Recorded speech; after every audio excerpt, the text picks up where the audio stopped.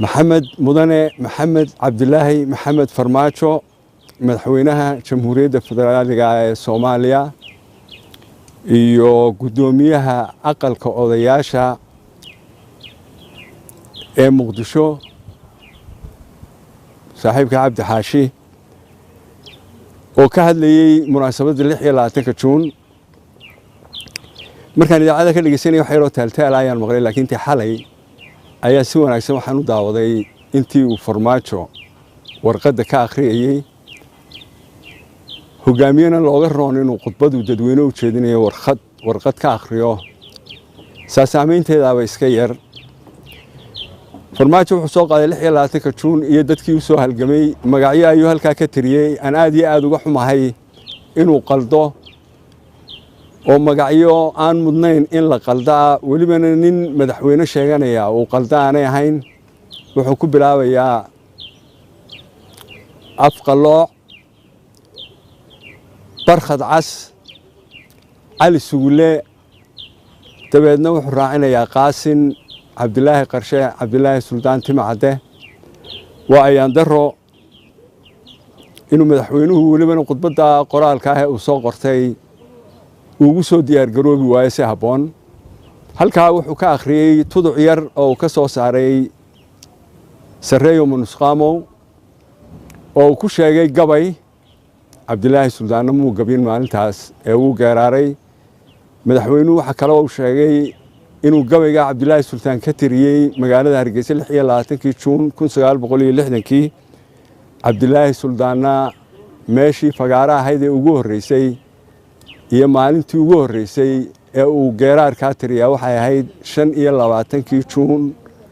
salaad casar iyadoo laga soo baxay iyadoo la joogo halkan uu masaajidka Ibraahim Dheere ka dhisay oo garoonka badeed ahaan jirtay wuxuu soo qaatay Farmaajo wuxuu soo qaatay tuduc kamida tuducyadaas Cabdullaahi Sultaan baa geeraarka tiriyay calankaas Soomaalida ee 26 Juun Hargeysa laga taagay ayuu tiriyay samada kiiwa kaaya xidigaa mid la siiyay sayruuqi Afrikaado sagal maanta darooray oo siigadii naga maydhayo sareeyo manusqaamo aan sidoo yahay ee saaxirkii kala guurnay kaana siib kana saar Cabdullaahi intaasoo kaliya muutirinin bishii August 1960 maalmii ugu horeeyay labadeedii saddexdeedii afarteedii waxa wafdi ugu baxay goboladii waqooyiga Cabdirashiid Cali Sharmaarke naxariista janna Ilaahay ka waraabiyo dabadeedna Cabdirashiid markuu tagay kala bayd ayaa Cabdullaahi Sultaan ku kulmeen Cabdullaahi Sultaan geeraar la yiraahdo socdaal ayuu halka ka tiriyay isku darkii Israaci waxmidnimo dhacay ma jiraan barigaas Israaci isku dar baa dhacay waxa laga joogaa markaa waxaan bil dhamayn Cabdullaahi Sultaan geeraaru halka soo dhaweyn uu ka tiriyay midna waa dacwadeeda ayuu ku soo xidhayo dabuub aanu maqlaynay dareen baan ka qabnaayo dugsigii baarlamaanka iyo dekadii xamar baale berberadaadku ha qaado hadda duuma dadkeedu dooniyaanay ku waacan duqadii baarlamaanka ay danteena laba diiday labada kala daayo yaan loo daymo la'aan Cabdullaahi Sultaan baa tiriyay ninka uu leeyay Ali Suul waa Ali Suuladun Carbeed 1961 riwaayadiisii indhasarcaad ee ka hadlaysay xornimada NFD gobolkan la yiraahdo gobolka waqooyi bariga Kenya Cabdullaahi Sultaan hees ku jirtay Maxamed Axmed Kuluc qaado ayaa waxay ahayd walaama calan jira oo caana baad ahaan oo lagu cawaansayay ama calal maryaa la cayna baad ahaan oo ciirsi weynayay aydiin iyo bisayl midun ku caana maal aydiin iyo bisayl midun ku caana maal waa daraskii Ali Suule afmaalkii wadaniga ahaa ee Soomaalidii deganeyd gobolka waqooyi waxba uu lama harin calanka wixii lagu muunayn lahaa ee milge iyo maamuus looga dhigi lahaa hees iyo gabay iyo geeraar iyo maansaba waa ay u dhameeyeen maanta Maxamuud Cabdullaahi Maxamed Mudane Maxamed Cabdullaahi Maxamed Farmaajo erey gabaya ama erey geeraara ama hees uu soo qaadan karo oo uu soo qaban karo oo loo tiriyay calankaas oo muxibbiye kalgacal loogu tiriyay oo 1 Juulaay 1960 la tiriyay oo soo qaadan kara ma jirto wixii ay ku heesaanba waa Soomaaliya toosa qolaba calankeedu waa cayn baanboygu markuu madaxweynaha hormaraya wixii ay tumayaan waa heesii laga tiriyay Hargeysa waaye cusub baa abuurmay oo keenay inay Somaliland xaaladdan ku sugnaato gudoomiyaha aqalka odayaasha xulaa oo aad baan uga xumay inuu calan kale ka taagan yahay Somaliland wax laga xumaado ma aha hadduu ka xumaado haddaanu ka xumaanba calankan uu taagnaanaya wax laga xumaada isagoo gudoomiyaha aqalka sare in marka ay labada gole isu yimaadaan uu jawaari noqdo gudoomiyaha labada aqal oo jawaari oo sharciyan u gudoomiyaha aqalka hoose isaguna iyo gudoomiyaha aqalka sare markaynu af Soomaaliga ba isla keen weyno annaguna sare aanu u naqaano idinkuna hoose sare u taqaaniin waa ayaan dar weeye waxa weeye waaya abuurmay waayahaasi wuxuu ka abuurmay wixii dadkan lagu sameeyay maalinta Timcadde lahaa danteena laba diiday ee cali suulataa qaadayay ee Allah u naxariistay Cabdi Iidaan Faarax isagoo hudheel ka qadeynaya cadal laga daydaa maandeeq intuu arkay hal weyn oo candho weyn oo meel ku sawran cadal laga daydaa lagu sawiray calanka hoostiisa ariya maalay oo loo lisoo caawa garanaya Timcadda ku soo noqday ridda shaaba la iskaga daraa rubaca jiilaale ma riwaayad baa calanka soo ruuxna kuma naaxo tabashooyinkii halka ka bilaabmay qori caaradii gaadhay 1982 ilaa 1999 dagaal sukeeyaan ku jirnay waanu ku guuleysano ciidamada cadawga waanu ka adkaano dalkayagii waanu gacanta ku dhignay maanta farmaajo hadii la weydiiyo wuxuu oranayaa dagaalada sukeey 1999 bilaabmay maanta Cabdi Xaashi farmaajo hadii la weydiiyo waxay oranayaan Hargeysa ciidana ma duqeyn waxna kama dhicin waxay doonayaan xoogii dalka ee duqeeyay ee baabiyay inaanu anagoo Hargeysa joognaa anagoo Burco joognaa Laascaano joogno Boorama joogno u dabaaldegno manaynaan arag wax u dabaaldegay wixii hooga iyo jabka baday hadalka waxaan kaga baxayaa farmaajo iyo bahdiisa waxaanu leenahay hasalaaxi naas guran ninkii gaagaxshaatay wassalaamu calaykum waraxmatullaahi wabarakaatuh xorriyadda ka dhacday 26 Juun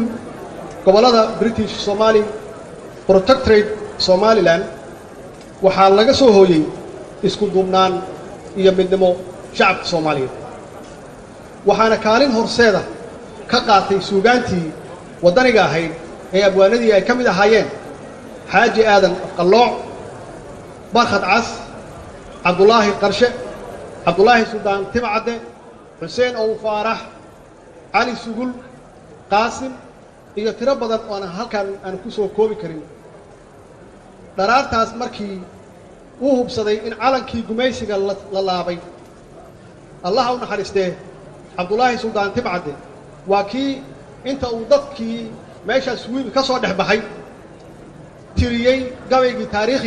taariikhiga ahaa oo taariikhda galay oo oranayay saaxirkii kala guurnayay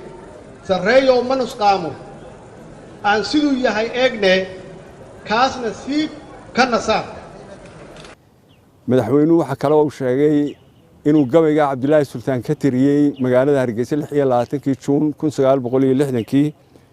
Cabdulaahi Sultaanna meeshii fagaaraha ahayd ee ugu horeysay iyo maalintii ugu horeysay ee uu geeraar ka tiriyaa waxay ahayd 25 Juun salaad casar iyadoo laga soo baxay iyadoo la joogo halkan uu masaajidka Ibraahim Dheere ka dhisay oo garoonka badeed ahaan jirtay wuxuu soo qaatay farmaajo wuxuu soo qaatay tuduc kamida tuducyadaas Cabdulaahi Sultaan baa geeraarka tiriyay calanka Soomaalida ee 26 Juun Hargeysa laga taagay ayuu tiriyay samada kiiwa kaaya xidigaa mid la siiyay sayruuqii Afrikaado sagal maanta darooray oo siigadii naga maydhayo sareeyo manusqaamo aan sidoo yahay ee saaxirkii kala guurnay kaana siib kana saar Cabdulaahi intaasoo kaliya muutirinin bishii August 1960 maalmii ugu horeeyay labadeedii saddexdeedii afarteedii waxa wafdi ugu baxay goboladii waqooyiga Cabdirashiid Cali Sharmaarke naxariista janna Ilaahay ka waraabiyo dabadeedna Cabdirashiid markuu tegay kala bayd ayaa Cabdulaahi Suldaan ku kulmeen Cabdulaahi Suldaan geeraar la yiraahdo socdaal ayuu halka ka tiriyay isku darkii iyo israaci wax midnimo dhacay ma jiraan berigaas israaci iyo isku dar baa dhacay waxa laga joogaa markaa waxaan bil dhamayn Cabdilaahi Suldaan Geeraaru halkaas soo dhaweyn uu ka tiriyay midna waa dacwadeyda ayuu ku soo xidhayo dabuub aanu maqlaynay dareen baan ka qabnaayo dugsigii baarlamaanka iyo dekadii xamar baale berberadaadku ha qaado hadda duuma dadkeedu dooniyaanay ku waacan duqadii baarlamaanka ay danteena laba diiday labada kala daayo yaan loo daymo la'aan Cabdilaahi Suldaan baa tiriyay ninka uu leeyahay Cali Suul waa Cali Suuladun Carbeed 1961 riwaayadiisii Indhasarcaad ee ka hadlaysay xornimada NFD gobolkan la yiraahdo gobolka waqooyi bariga Kenya Cabdilaahi Suldaan hees ku jirtay Maxamed Axmed Kuluc qaado ayaa waxay ahayd walaama calan jira oo caana baad ahaan oo lagu cawaansayay ama calal maryaa la cayna baad ahaan oo ciirsi weynayay aydiin iyo bisayl midun ku caana maal aydiin iyo bisayl midun ku caana maal waa odorskii Cali Suule afmaalkii wadaniga ahaa ee Soomaalidii deganeyd gobolka waqooyi waxba uu lama harin calanka wixii lagu muunayn lahaa ee milge iyo maamuus looga dhigi lahaa hees iyo gabay iyo geeraar iyo maansaba waa ay u dhameeyeen maanta Maxamuud Cabdilaahi Maxamed Mudane Maxamed Cabdilaahi Maxamed Farmaajo erey gabaya ama erey geeraara ama hees uu soo qaadan karo oo uu soo qaban karo oo loo tiriyay calankaas oo muxibbiye kalgacal loogu tiriyay oo 1 Juulaay 1960 la tiriyay oo soo qaadan kara ma jirto wixii ay ku heesaanba waa Soomaaliya toosa qolada calankeedu waa cayn baanboygu markuu madaxweynaha hormaraya wixii ay tumayaan waa heesii laga tiriyay Hargeysa waaye cusub abuurmay oo keenay inay Soomaaliland xaaladdan ku sugnaato gudoomiyaha aqalka odayaasha xulaa oo aad baan uga xumay inuu calan kale ka taagan yahay Soomaaliland wax laga xumaado ma aha hadduu ka xumaadiyo haddaanu ka xumaanba calankan uu taagnaanaya wax laga xumaadaa isagoo gudoomiyaha aqalka sare in marka ay labada gole isu yimaadaan uu Jawaari noqdo gudoomiyaha labada aqal oo Jawaari oo sharciyan u gudoomiyaha aqalka hoose isaguna iyo gudoomiyaha aqalka sare markaynu af Soomaaliga ba isla keen weyno annaguna sare aanu u naqaano idinkuna hoose sare u taqaaniin waa ayaan dar weeye waxa weeye waaya abuurmay waayahaasi wuxuu ka abuurmay wixii dadkan lagu sameeyay maalinta Timcade lahaa danteena laba diiday ee Cali Suule taa qaadayay ee Allah u naxariistay Cabdi Iidaan Faarax isagoo hudheel ka qadeynaya cadal laga daydaa maandeeq intuu arkay hal weyn oo candho weyn oo meel ku sawran cadal laga daydaa lagu sawiray calanka hoostiisa ariya maalay oo loo liso caawa garanaya Timcada ku soo noqday ridda shaaba la iskaga daraa rubaca jiilaale ma riwaayad baa calanka soo ruuxna kuma naaxo tabashooyinkii halka ka bilaabmay waa qori caaradii gaadhay 1981 ilaa 1990 dagaal sukeeyaan ku jirnay waanu ku guuleysano ciidamada cadawga waanu ka adkaano dalkayagii waanu gacanta ku dhignay maanta farmaajo hadii la weydiiyo wuxuu oranayaa dagaalada sukeey 1990 bilaabmay maanta Cabdi Xaashi farmaajo hadii la weydiiyo waxay oranayaan Hargeysa ciidana ma duqeyn waxna kama dhicin waxay doonayaan xoogii dalka ee duqeeyay ee baabiyay inaanu anagoo Hargeysa joognaa anagoo Burco joognaa Laascaano joogno Boorama joogno u dabaaldegno manaynaan arag wax u dabaaldegay wixii hooga iyo jabka baday hadalka waxaan kaga baxayaa farmaajo iyo bahdiisa waxaanu leenahay ha salaaxi naas guran ninkii gaagaxshaatay wassalaamu calaykum waraxmatullaahi wabarakaatuh daa'ima wallow dirkayaga hago dibadiya dalkaba ku dabaalsamo daadano hadee daa'ima wallow qalbi daacado samaka dalbada adaadeeqsiyo degdeg ugu hore noo ajiib ducada faqri iyo danyar yaalow naga duwo dagalkiyo arlada noo doojiyo